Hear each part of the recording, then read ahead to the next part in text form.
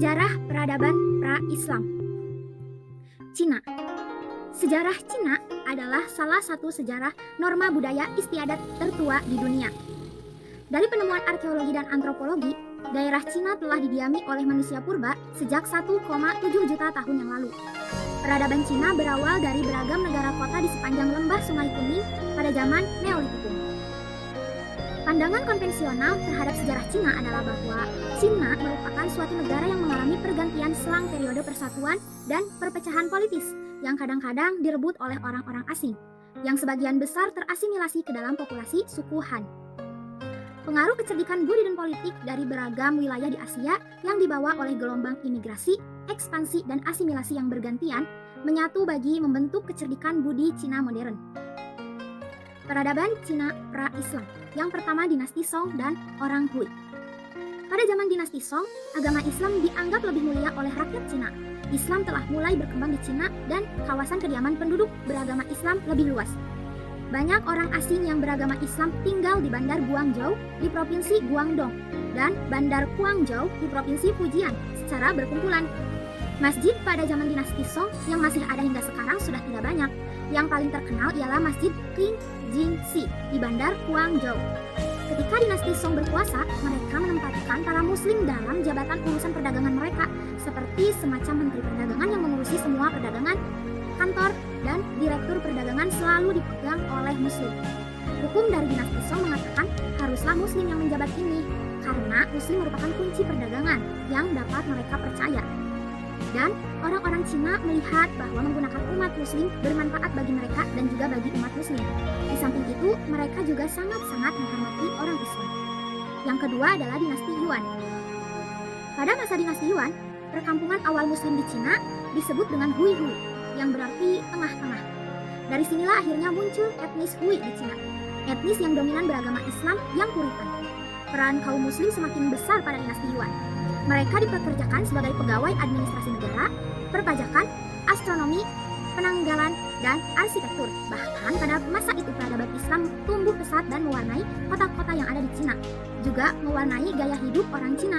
Dalam kungfu pun di Cina dikenal kungfu aliran muslim yang hanya diwariskan di pesantren-pesantren dan turun-temurun di antara kaum muslim yang terkenal akan harga dirinya.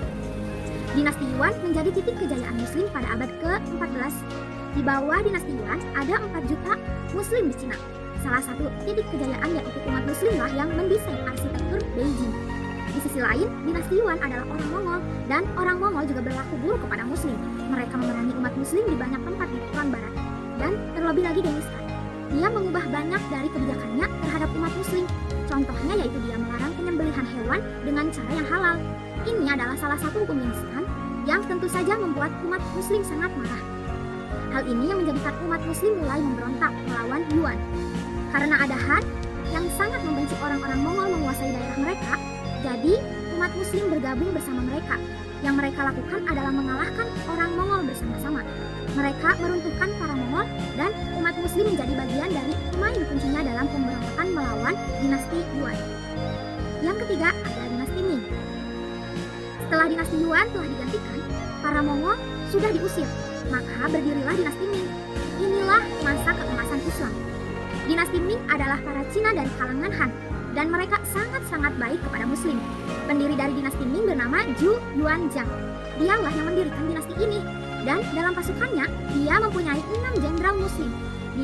Jadi dia mengirim salah seorang di antara mereka yang merupakan jenderal yang paling dipercayainya untuk pergi dan melanjutkan memerangi para Mongol.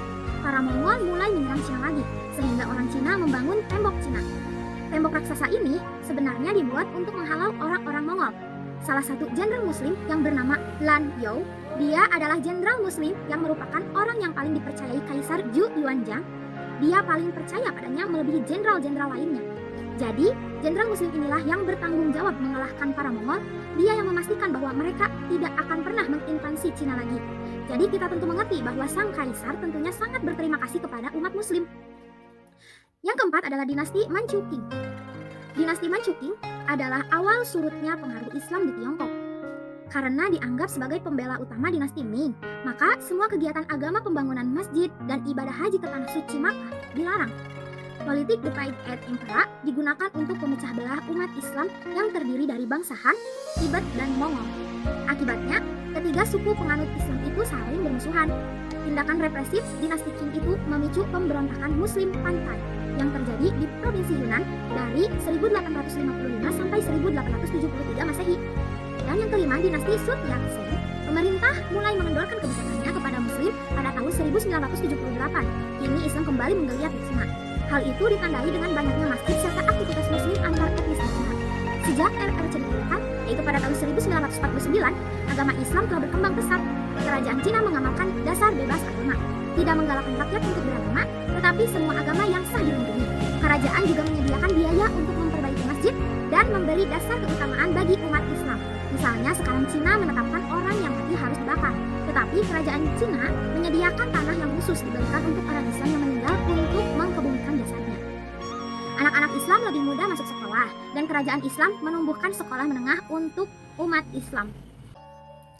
India adalah salah satu tempat pertama yang dihuni oleh manusia setelah migrasi dari Afrika. Manusia tiba di India melalui pesisir sepanjang Jazirah Arab dan Teluk Persia. Kemungkinan kelompok orang pertama tiba di India sekitar 50.000 sebelum Masehi. Peradaban India pra-Islam. Gambaran umum tentang masyarakat India saat Islam memasuki wilayah ini menunjukkan indikasi yang sangat sulit bagi proses Islamisasi. Ini menunjukkan bahwa betapa kuatnya pengaruh dan dominasi kultural yang telah dibentuk oleh pendahulu dan penguasaannya dalam menciptakan ideologi keagamaan dan sentimen kulturalnya. Ada 5 hal yang penting menjadi ciri khas masyarakat India yang menolak sesuatu dari luar, yakni bahasa, agama, tradisi dan kebencian terhadap orang asing, fanatisme dan keangkuhan budayanya. Seperti yang diketahui bahwa sejak tahun 6000 sebelum Masehi, ajaran agama Hindu dengan aturan-aturan kastanya sudah banyak digunakan di tengah masyarakat India. Tidak lama setelah berkembangnya agama Hindu, di India pun muncul ajaran baru yang dibawa oleh Siddhartha Gautama, yaitu seorang raja Kapihuvastu pada tahun 500 sebelum Masehi. Ajaran ini dikenal dengan nama Buddha. Melihat dekatnya letak antara India dan Persia, tidak mustahil jika dikatakan bahwa di India banyak orang Persia yang hidup, menetap, dan mengembara di India. Oleh karena itu, di Bombay dapat ditemukan komunitas masyarakat yang menganut agama Zoroaster. Tahun-tahun menjelang masuknya Islam, agama Hindu adalah agama yang paling penting dan banyak dianut oleh rakyat India. Hampir semua raja yang sedang berkuasa menganut agama Hindu. Tekanan yang besar dari kelompok kasta Brahmana terhadap penganut agama Buddha menyebabkan kelompok mereka mengharapkan datangnya kekuatan lain yang bisa memberi perlindungan dan menghindari kekejaman penguasa Hindu. Di sisi lain, di antara penganut agama Hindu terjadi perebutan kekuasaan. Konflik Hindu dan Buddha secara umum tampak jelas dalam persaingan perdagangan. Kelompok Hindu cenderung lebih senang untuk memonopoli, sedangkan kelompok Buddha lebih giat dalam memperoleh keuntungan. Karena kelompok Buddha lebih banyak terkalahkan dalam persaingan, akhirnya mereka lebih terbuka untuk menerima agama kita, yaitu agama Islam.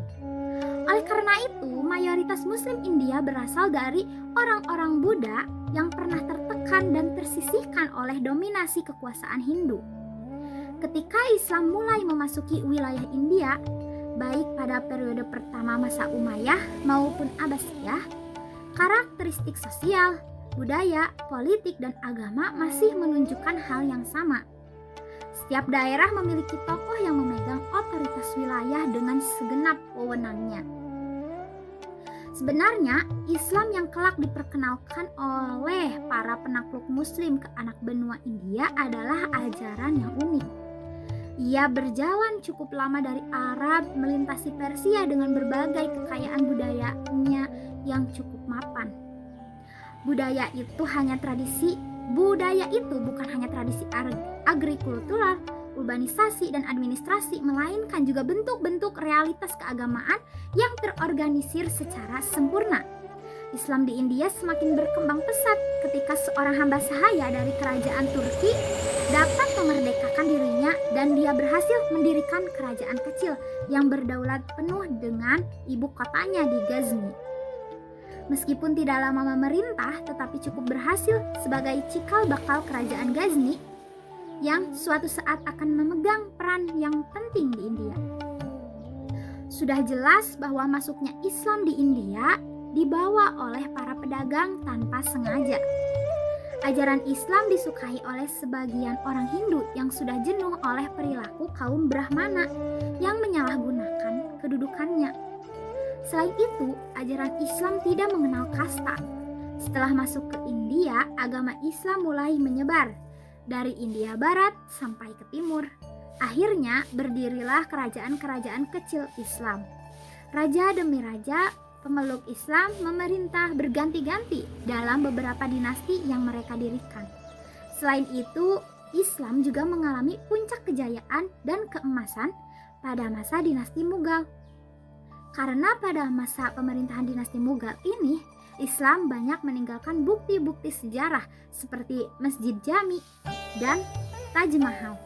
Seperti yang telah kita ketahui, Taj Mahal merupakan bangunan yang masuk ke dalam 7 keajaiban dunia.